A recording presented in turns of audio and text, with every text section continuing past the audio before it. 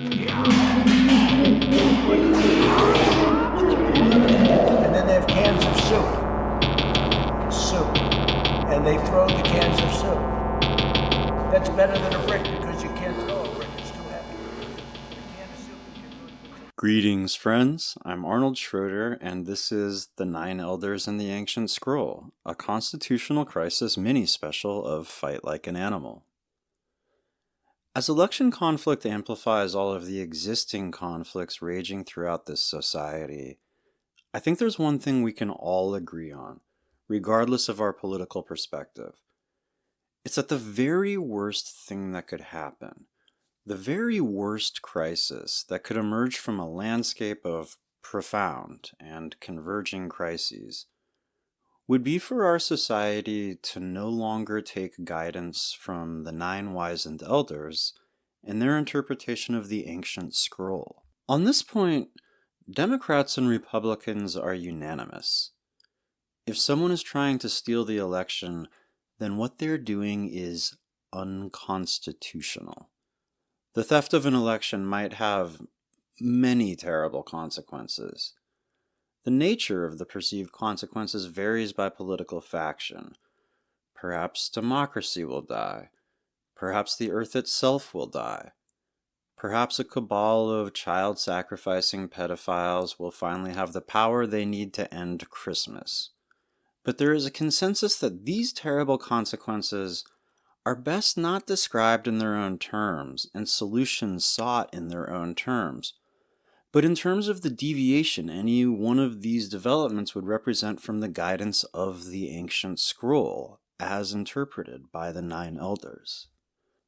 Of course, it is sometimes tempting to think that because none of these problems existed when the ancient scroll was first inscribed with the sacred calligraphy, because there was no question of what to do about global ecological collapse, or exit polls no longer predicting election results ever since computers started counting votes, or international pedophile rings operating out of pizza restaurants.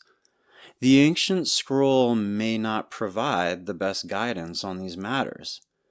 But this anxiety is, of course, based on a grave underestimation of the wisdom and foresight of the very powerful Magi who wrote the sacred calligraphy.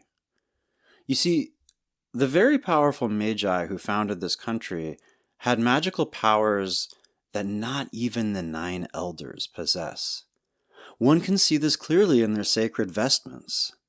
The dictionary defines a vestment as a garment, especially a ceremonial or official robe, and this definition goes a long way to conveying the sacred, oracular power the very powerful Magi imbued the ancient scroll with for future generations of the nine elders, who they knew would possess a lesser magic.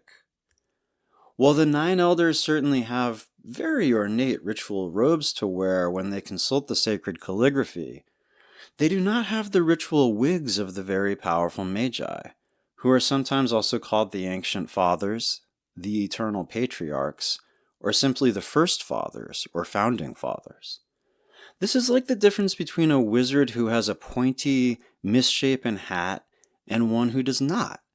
The former is manifestly, from a cursory glance, more powerful. The differences between the Republicans and the Democrats are important to note. The Republicans think that the ancient fathers gave the nine elders the ancient scroll in order to interpret it largely in terms of an even more sacred text, the ancient desert scroll, which describes the hallucinatory experiences of slaveholders in an endless, unforgiving desert. The Republicans believe any society which does not take guidance on the ancient scroll from the ancient desert scroll will descend into chaos, as it provides protocols for stoning women to death who come near to male-only ritual objects when they are menstruating, as well as on dividing women up to be raped after the conquest of a city. The Democrats, on the other hand, think this is barbaric, archaic nonsense. They take what they describe as a far more enlightened, progressive approach, based on reason and universal human principles, illuminated by science. They think it's ridiculous to base society on the sacred utterances of a few people who lived millennia ago, when you can base society on the sacred utterances of a few people who lived mere centuries ago, before nuclear weapons and electronic surveillance existed, but crucially, after it was established that people near the Baltic Sea don't turn into wolves periodically, and that most afflictions suffered by cows aren't the result of invisible arrows shot by elves. It's a good thing we have people like the Democrats and the Republicans to manage our lives and structure our society, because it's easy to see how some people would fail to understand that these are the only two reasonable choices. Some people might draw the hasty conclusion that the ancient scroll says nothing whatsoever about, say, the methane hydrates which have begun to rise from the ocean floor into the atmosphere, in a repeat of a scenario that has previously resulted in mass extinction. I myself, in my panic about this situation, might conclude that the ancient scroll offers far clearer guidance on dealing with piracy and the correct fraction of a person's slaves should be counted as for tax purposes than it does on mass extinction.